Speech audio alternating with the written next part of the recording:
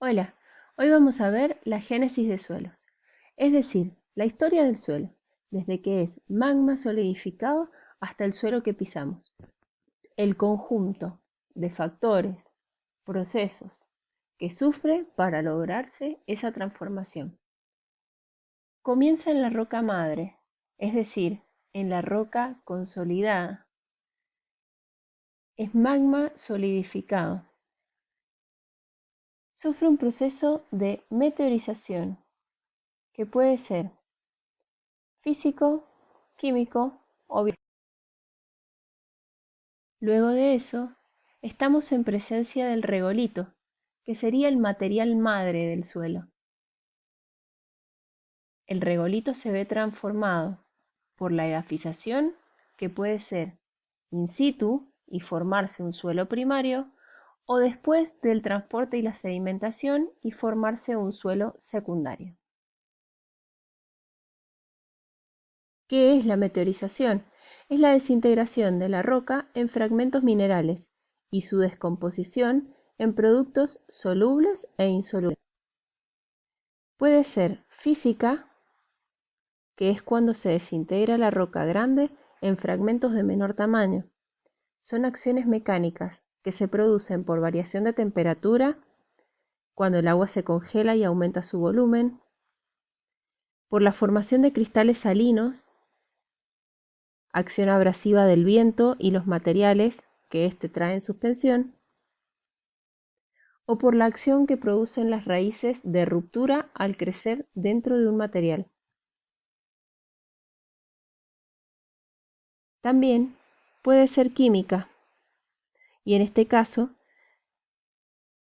tenemos acciones como disolución, que es la remoción de materiales solubles, la hidrólisis, que se produce por la descomposición cuando estamos en presencia de agua, la hidratación, que es la combinación del agua con el material, reacciones de óxido de reducción y también carbonataciones. Desde acá podemos estar en presencia de la formación de un suelo primario o este suelo, este material, puede sufrir transporte y sedimentación y luego sufrir los cambios para una edafización y formación de un suelo secundario. Ese transporte y sedimentación, ¿qué significa? Que el material se traslada de un lugar a otro y se deposita. ¿Cómo se traslada el material del suelo? Por gravedad, por efecto de la gravedad, los materiales caen o ruedan, por efecto del agua, que arrastra material en los aluviones o arrastre en las corrientes de agua, por el viento. Tenemos distintos tipos de depósitos eólicos, por ejemplo los médanos y las dunas. Los médanos son de origen continental y las dunas son de origen marítimo, ese es un ejemplo de transporte eólico. Y por glaciaciones que arrastran material sería el transporte a través del hielo. Cuando el material se deposita en un nuevo lugar, se produce la sedimentación. La edafización se produce entonces después de este transporte o sedimentación o sin que ese transporte se produzca y obtenemos así el suelo. El suelo se forma por la interacción de 4 fenómenos que son adición, remoción, transformación y transferencia. Tal y como suena la palabra, adición es agregar, sumar. ¿Y qué se suma? Materia orgánica, raíces, restos de vegetales, minerales que llegan por aluviones, sedimentos eólicos, suba de napa freática, agua de riego, etc. Remoción es restar, que se quita materia orgánica, que se pierde por erosión o por mineralización, se pierden minerales también por erosión y también por lixiviación. La transformación son distintos procesos que sufre, por ejemplo, la materia orgánica, que puede mineralizarse, oxidarse humificarse o turbificarse, y los minerales también sufren transformaciones por hidrólisis, hidrataciones, carbonataciones, oxidaciones, solubilizaciones. El proceso de transferencia sería cuando se traslada material de un horizonte a otro dentro del mismo perfil, por arrastre, por caída en grietas, por difusión, por solución, etc. Cuando veamos el perfil del suelo en una calicata, podemos diferenciar distintos horizontes. Los veremos más adelante. Bien, entonces, como dijimos, es la interacción de estos 4 fenómenos con 5 factores, que son el clima, los organismos, el material madre, la topografía y el tiempo. No es lo mismo un suelo que se forma en la Antártida que un suelo que se forma en una región tropical. Tampoco los organismos que viven en ese ambiente. La topografía juega un papel importante por los arrastres de gravedad, la acumulación de agua, etc. Y a su vez, el tiempo que tenemos en cuenta para considerar la formación del suelo. Un suelo no se forma de un día para el otro, lleva mucho tiempo. Vamos entonces al material madre. Ese material madre son rocas y podemos diferenciarlas en 3 grandes grupos: rocas ígneas, metamórficas y sedimentarias. Las ígneas son rocas primarias, se forman cuando el magma solidifica por enfriamiento, vienen de la lava volcánica.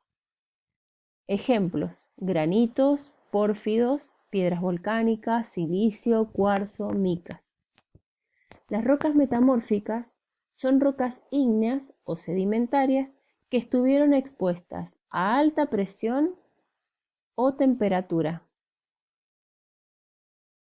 Ejemplo: el basalto, que se encuentran en Misiones, en general ese tipo de rocas, y son las piedras preciosas que venden en las casas de